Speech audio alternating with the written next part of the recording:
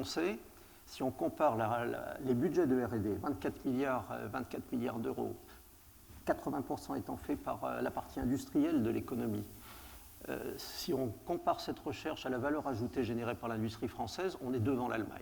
Arkema, juste pour vous donner également un autre éclairage, pour la 4e année consécutive, classée parmi les 100 entreprises les plus innovantes au monde, avec Google, Apple, etc. Donc et je crois qu'il y en a 3 en France, il doit y avoir Saint-Gobain, Arkema, peut-être une 3e. Donc ça donne, on ne sait pas forcément que dans nos métiers de la chimie, on a aussi des champions en matière d'innovation, des champions français qui sont classés au niveau mondial.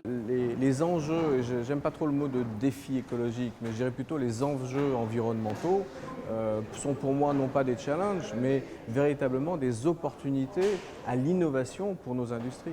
La force de l'innovation, c'est d'abord une approche par filière, de l'amont à l'aval, et la pluridisciplinarité. C'est-à-dire qu'il ne faut pas qu'on reste dans nos chapelles, il faut absolument que les métiers se mélangent et qu'à partir de là, on puisse atteindre des objectifs qui paraissent un peu dingues, mais qui sont les objectifs auxquels on ne peut pas se soustraire, puisque la question de la pollution, elle est devant nous. Et le débat n'est pas est-ce qu'il faut le faire ou pas. Il faut le faire. Il faut être les premiers à le faire. Il faut être les moins chers à le faire. C'est ça le sujet. Certaines contraintes sont, entre guillemets, nécessaires et louables.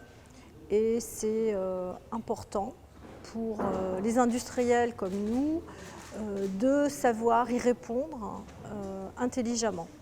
De la même façon, il faut que ces contraintes soient elles-mêmes intelligentes, correspondent à ce qui est fait dans d'autres pays de la communauté européenne et donc ne soient pas plus contraignantes que ce à quoi les entreprises étrangères ont à faire face. S'il faut absolument mettre des principes dans la Constitution, plutôt que de principe de précaution, qui est un principe d'empêchement, qui est aussi un signal de lié à la société française. Moi, je ne suis pas sur le droit, je connais le contexte de droit, tout ça, je connais, mais je regarde ce que ça donne en réalité.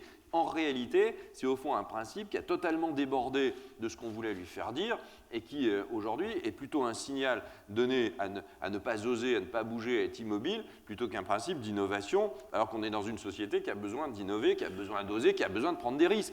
Aujourd'hui, on a ou le côté écologique ou le côté industriel. Et le problème, c'est ce qui est évoqué là, c'est qu'aujourd'hui, il faut absolument trouver un juste équilibre entre le respect de l'environnement et le respect économique et de l'industrie. On n'a pas besoin de nous faire des contraintes pour pouvoir faire du respect de l'environnement. On est tous conscients qu'aujourd'hui, à partir du moment où on produit, à partir du moment où on crée quelque chose, il faut tenir compte d'un respect de la planète et de ce qui se passe. La réalité d'aujourd'hui sur l'application de la norme n'est pas forcément mauvaise, mais c'est la mise en musique qui ne va pas bien. Et c'est l'incapacité qu'on a, ça vaut pour l'inspection du travail parfois aussi, à être conseil du chef d'entreprise plutôt qu'être le gendarme permanent. Dans la plupart du temps, et notamment sur ce dont vous parlez, c'est-à-dire l'avènement d'une économie verte, etc., ou d'un verdissement de l'économie, on devrait être plus dans un système incitatif, dans un système par l'exemple, dans un système par l'expérimentation, plutôt que dans un système par la contrainte. On n'est pas là pour garantir des emplois à vie, je pense que ce serait malhonnête de le dire.